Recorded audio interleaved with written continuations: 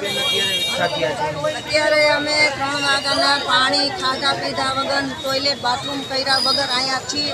અમારે સુકાતા બપોરે ત્યારે લાઇટ પાણી કટ કરી ગયા છે. અમે કોર્પોરેશનમાં ગયા હતા તો કોર્પોરેશનવાળાએ એમ કીધું કે તમારો લેટર આવ્યો છે. મેયર પાસે ગયા, કલેક્ટર પાસે ગયા, કમિશનરને મળ્યા પણ કોઈ સરખો જવાબ નથી. ત્યારે બધું ધબડકો, લાઇટ કાપી ગયા, નળ કાપી ગયા, પાણીનો જે વેન આખી હોય બધું ખાવ ધબડકો. અત્યારે પંખો એક પણ ન ચાલે, એમનો ઉપર ગાડીના મૂકીને તો હોવા જેવું છે ઘરમાં. કેટલા સમયથી અમે 30 વર્ષથી પોતાનું જ છે મારું. કોર્પોરેશન દ્વારા કઈ રીતની નોટિસ આપવામાં આવી? સાદી નોટિસ આપી હતી, ખાલી પત્રકામાં એના સિગ્નેચર એક ખાલી એક હતા, બાકી કાંઈ એવી નોટિસ નથી કે એ નોટિસ જો એવી એને એ લોકોને ભલે હું આવું કરવું હતું એને તો એને પહેલાં એને છે ને પહેલાં ઘેરે ઘેરે નોટિસ દેવી જોઈએ કે ભાઈ આ તમારો બ્લોક, આ 24 જણાને અમે તમને આ નોટિસ આપવામાં આવી છે. એમાં પાણીને અને લાઇટને શું લેવા દેવા, ભયગ્રસ્ત મકાનને, એમાં બધાને હું બધાને હેરાન કરવાની જ વાત છે ને. એમને આ લોકોને એને હેરાન કરવા, લાઇટ વેરો બિલ બધું ભરેલું છે છતાંય તમારે શું આ બધે દબાવવાની જ વાત છે. કોર્પોરેટર આવ્યા હતા, શું કીધું? એ તો મને નથી ખબર, હું આવ્યો એ પહેલાં બધું પતી ગયું. તમારી પાસેથી મત રહી ગયા છે તો તમને કાંઈ કીધું તો હશે ને કે તમને બાઇન્ડરી આપી કાંઈ કે તમને હાલ? ના એ કાંઈ નહીં, એમને ફટોફટ કાપીને વયા ગયા ધડોધડ. તમારી માંગ શું? હે માંગણી શું તમારી? અમારી માંગણી કે આ લાઇટ અને પાણી, અત્યારે પાણી વગર 1 સેકન્ડ ન રહી હતી અને લાઇટ વગર ન રહી હતી. કોઈ એમ કહેતો હોય દીકરો કે હું પાણી વગર ને 1 કલાક રહી શકું તો દેખાડો, હાલો 1 કલાક મને ખાલી દેખાડો. એની બદલે 4 વાગ્યાના કાપીને ગયા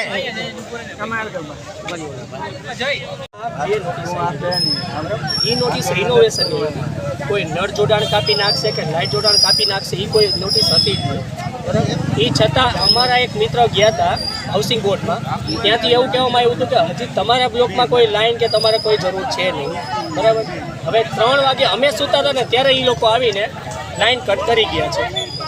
એ છતાં અમે બપોરના 4:30-5 વાગે અમે કોર્પોરેશને ગયા, નાયબ કમિશનર, પછી મેયરશ્રી, જયમીનભાઈ ઠાકર ચેરમેનશ્રી, એ બધાને અમે રજૂઆત કરી. એ બધા એક સાથે હાથ ઊંચા કરી દીધા છે કે અમારા કીધે કાંઈ નહીં થાય.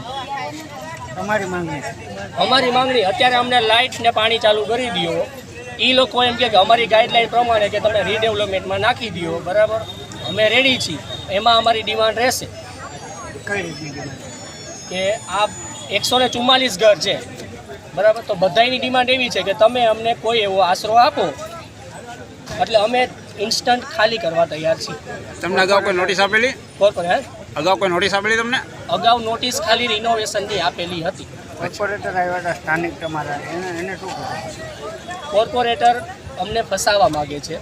એ લોકો એવું કહે છે કે સોગંદનામા કરી નાખો, તે પછી તમને કાલે લાઇટનું અરજી કરી દઉં, પછી સન્ડે અને મંડે આવી જાય જે રજા છે, એટલે અમારે 5-6 દિવસ હેરાન થવું પડે. એ છતાં અહીંયા કોઈ પણ કોર્પોરેટર આવતા નથી. આ 6 બ્લોક છે, 6 બ્લોકના 200 માણસો છે, પૂછી લો કેટલા જણા કોર્પોરેટરને ઓળખે છે. અત્યારે આટલું હોવા છતાં હજી કોઈ કોર્પોરેટર આવ્યું નથી. એક ગીતાબા કરીને જે છે એ ગાયત્રી બા કે ગીતાબા હતા, એ એક આવ્યા હતા. 8માંથી એક જ આવ્યા છે, બીજું કોઈ નહીં. 8 કોર્પોરેટર છે, બરાબર, એમાંથી ગાયત્રી બા એક જ આવ્યા હતા. એ ક્યારે આવ્યા? જ્યારે કટિંગ કરી ગયા તે પછી. અને એ પાછું એવું કહે છે કે તમે અત્યારે લાઈન ચાલુ કરી લ્યો લાઇટની. હવે જે બી આવીને અમને એમ કે તમે કોની પરમિશનમાં લાઇટ ચાલુ કરી તો અમારે શું કરવાનું? એટલે અમે ચાલુ નથી કરી. એ છતાં અમે જે રસ્તો રોક્યો છે ને તે કોઈ બી અહીંયા જે રાહદારી છે ને એ લોકોને પ્રોબ્લેમ ન પડે એની સાથે વ્યવસ્થિત વાતચીત કરીને અમે એને રસ્તો બતાવીને એને બતાવી છે કે તમે આ રસ્તેથી વયા જાઓ, પણ અમને કોપરેટ કરો. તમે લાઇટ પાણી કાપી નાખો, ઓન ધ સ્પોટ માણસ જાશે ક્યાં મકાન ગોતવાના? અહીં 1-2 માણસ નથી રહેતા. અહીંયા 144 માણસો રહે છે, 144 પરિવાર રહે છે. ઓન ધ સ્પોટ છે એટલા રાજકોટમાં મકાન ભાડે તો હમણાં સવારે બધા વયા જાય, પણ ટાઈમ આપવો પડે એમને. અને એ 2 બ્લોકને તમે લાઇટ પાણી કાપી નાખો. હા ભાઈ, અમારા 2 કાર અત્યારે રાત્રે પડી જવાના છે, બીજા બધા ઊભા રહેવાના છે, એના લાઇટ પાણી ના કપાણા. અમારા શું કામ કપાણા? અમારા છોકરા ક્યાં જશે? હવે અમારે ક્યાં લઈને જવાના છોકરાઓને? બધાય બપોરના 4 વાગ્યાના અહીંયા બેઠા છે. છોકરા ક્યાં છે? જો કોઈને છોકરા દેખાય ક્યાં છે કોઈને ખબર નથી. બરોબર, આમને અહીંયા બેઠા છીએ. અત્યારે અમારી એક જ માંગ છે, લાઈટ પાણી અમને આપો. પછી તમારે જે કરવાનું બધી વસ્તુના નિર્ણય, બધેના રસ્તા નીકળવાના છે, નથી નીકળવાનો એવો નહીં. બધા અહીંયા અનાજ જ થાય છે. અમે સમજીએ છીએ કે આ પડવાની હાલતમાં છે. એનો રસ્તો બધેનો થાય, પણ શાંતિથી થાય. ઓન ધ સ્પોટ કોઈના રસ્તા ન થાય. ઓન ધ સ્પોટ આવો રસ્તો આવે, રોડ બંધ થાય. અત્યારે નહીં થાય, આમનેમ જ રહેશે આ વસ્તુ. અરે આમનેમ જ રહેવાના છે. તમને કોઈ પ્રોબ્લેમ અત્યારે ભલે રાત્રે કોઈને ડિસ્ટર્બ નથી થવાનું, સવારે તો પાછી સવાર પડશે ને, રસ્તો ચાલુ થશે ને. તમને કોઈ નોટિસ આપેલી કોઈ પ્રકારની? અમને નોટિસ આવેલી છે, મકાન પાડીને નવા બનાવવાની નોટિસ આપેલી છે. લાઈટ કાપવાની નોટિસ નથી આવી. નોટિસ આપી છે કે પાણી કોઈ વસ્તુ નહીં. નથી આવી. અને બપોરે બધા સૂતા હતા ને કાપી ગયા છે.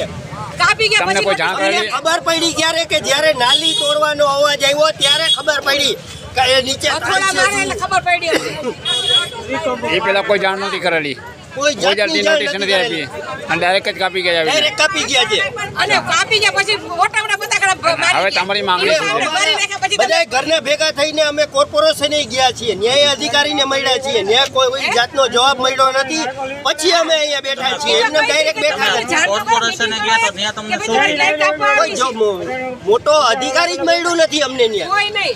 અધિકારી જ મળ્યા નથી. બધા એમ જ કીધું, હાથ જ ઊંચા કર્યા છે અધિકારીએ કે અહીંયા કોઈ હાજર નથી. હજી તો કે છે બધા meetingમાં છે. મીટિંગ કરશું. આ તમે મીટિંગ કરી કોઈ અધિકારી મળ્યા જ નથી. પછી અમે આ પગલું લીધું છે અહીંયા રોડ બ્લોક કરવાનું. એમને રોડ બ્લોક નથી કર્યો અમે. કાપી જવાનું કીધું ને પાડી જવાનું કીધું તો આમ કઈ